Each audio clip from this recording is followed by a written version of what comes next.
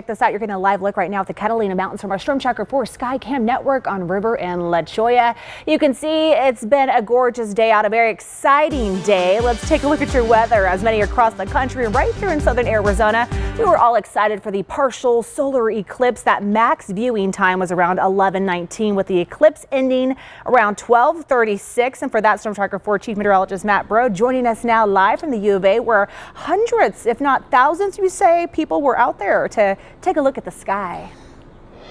Yeah, I wasn't here at that exact time, but my photographer Angela was, and he said many hundreds. I saw a picture, and it looked like hundreds, if not maybe up to 1,000 people here along the University of Arizona Mall. And I got a feeling, I don't know this for a fact, but there's going to be some of these time capsules of the schools and whatnot. And I got a feeling these are going to be put in one of these little time capsules. And about 20 years from now, they're going to lift it up from the earth. They're going to say, "Mom, Dad, what are these things?" And they're going to people are going to remember the great, really total eclipse of 2024. Of course, it was not a total eclipse here in the city of Tucson, but we were about 70% there, and I think we have some time-lapse video that photojournalist Angelo Lope shot earlier today, and I think it's on your screen right now, as that moon really travels right in between the sun and the earth.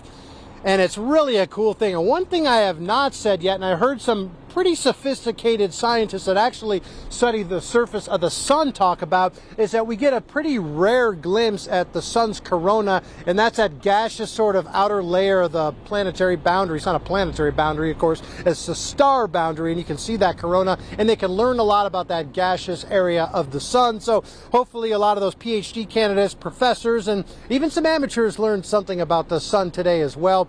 Once again, it's always a great experience. I know that just off to the east of here, a few hundred miles, you know, the temperature can literally drop in that shadow, sometimes 10 to 12 degrees Fahrenheit. It literally goes from daytime to nighttime. I did step outside during our peak today around 11:18, I think it was, this morning, and certainly there was a little bit of a darkness here. It seemed like the birds didn't exactly know what time it was. Obviously, the insects think it's a different time as well. So a really awesome learning experience for a lot of people. Like I said, not only professional scientists, but the amateurs. I know my kids at school had these special glasses as well, and we're going to have to unfortunately wait about 20 more years to see a full total eclipse here over the continental United States. So now's a good time to start planning your travel, because I tell you, some of those hotel rooms do build up well in advance. And as I also said, it's not really as rare as you think. We oftentimes forget that the earth is covered 3/4 in water, so we have a lot of these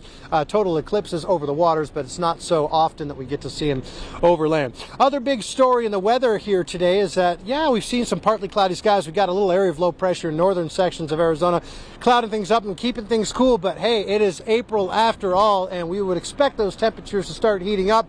They will do that. Find out how warm we get and on which days do look the warmest when you join me back here in your full forecast in just a few minutes. But for now, we're going to send it back to you in studio.